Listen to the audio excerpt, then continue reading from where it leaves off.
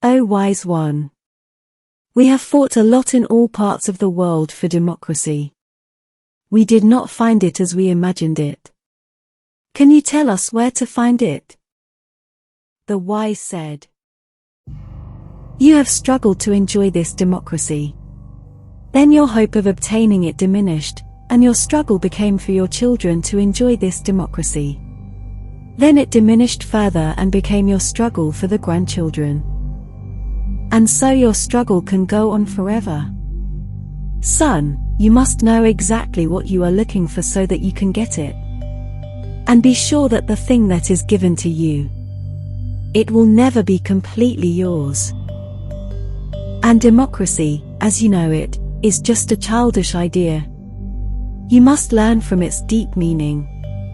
You actually learn through it how to make an authoritarian decision. Like a father who asks his young children, "What do you like to have for dinner?" Just a simple question and doesn't mean much. But the fateful decisions remain in the hands of the father alone, and perhaps they will remain a secret that no one else knows. They taught you that democracy is to govern yourselves by yourself, and they taught you those mechanisms, laws, and principles upon which democracy is based. And they are the ones who put it. And they taught you. O son. Have you found one people throughout history or even in the Quran and the holy books that govern themselves by themselves? The democracy that you are looking for is more like a plane or a train. Whoever rides it thinks he goes where he wants, but in fact he goes where the plane or train goes. And whoever knows the way is only the one who drives the plane or the train, he who owns the planes and trains, he who can cancel all flights, he who can make an emergency landing. In the end, he can prevent you from boarding his plane or train. And if he agrees, you must respect his laws while you are inside his plane or train. And if you go back to history, you will not find a single people who govern themselves according to the democratic concept that you are looking for. This is the Pharaoh ruling his sway. And this is Alexander the Great rules the world with his armies. And this is Solomon ruling the world with his justice and wisdom. And this is the king of Persia, and this is Caesar. And this is Genghis Khan who rules the world with his laws, decisions, and armies. This is Othman making his empire with his own hands. Have you noticed any role for peoples in all this history? They are the only leaders and kings who make history and set laws. Everything after that will come according to what this leader is. If this ruler was unjust and tyrannical, they said that it was an era of oppression and tyranny. If the leader is wise, just and merciful, they said it was an era of justice, mercy, and democracy. And the role of the people was only to support those they love through applause. And also they support those they hate, but through silence and fear. But what you will learn from me now, is how the very principles of democracy that you know and search for, are the same principles by which they control you, and control peoples through them. Everything in the world has two faces. A face you know, and it is announced and known. Another face you know nothing about. Whoever has control, rule, and knowledge, is the one who knows both sides and knows how to manage matters according to this deep knowledge. By other tools and laws that do not appear to you at all. He's there in the plane cabin, you don't see him, he doesn't talk to you, and you don't know how things are going with him in his cabin. And now, my son, loosen your mind and heart for me, and listen to the principles you seek. And you get to know the other side of the same principles that world leaders can use to remain at the top of power in the world. Unfortunately, my son, those who have power and influence in this world in this era are a bunch of demons. They control everything from the top of a great pyramid of power, control, and money all over the world. They inherited this demonic kingdom from their ancient ancestors. And please, You have to put up with my rudeness as I speak on his behalf as his cursed person. Listen, boy. These are 8 general principles.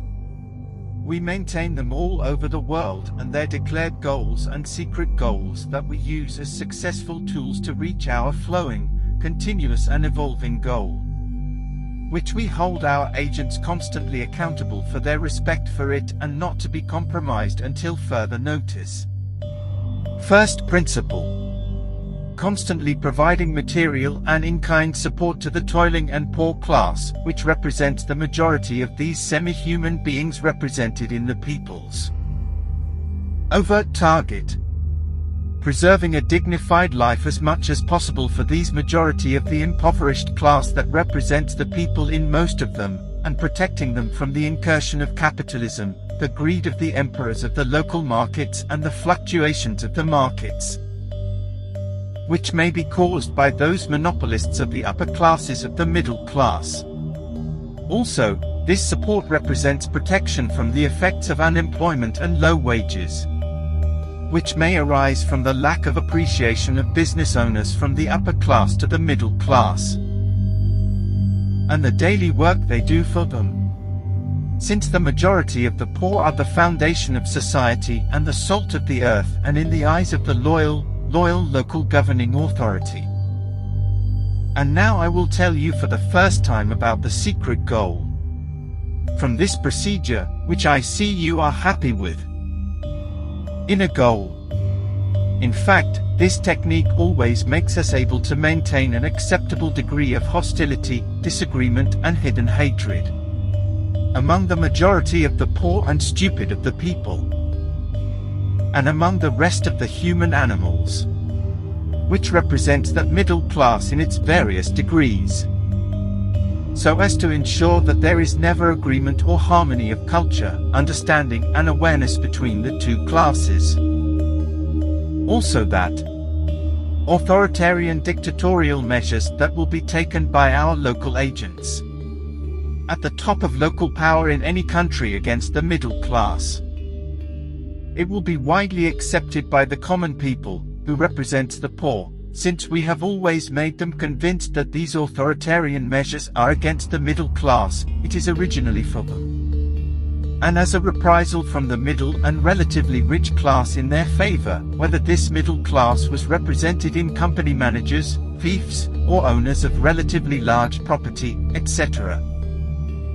No matter how this middle class enjoys innate justice and mercy towards their workers, peasants and servants from the poor class, in the sense that we make all those who ride the community train, each in a carriage of a different degree, so whoever sits in the third class hates those sitting in the second class, and whoever sits in the second hates those who sit in the first class, and so on. We just make sure, through our policies, that not all passengers agree on one question, which is, why isn't all the train one class, upscale and free?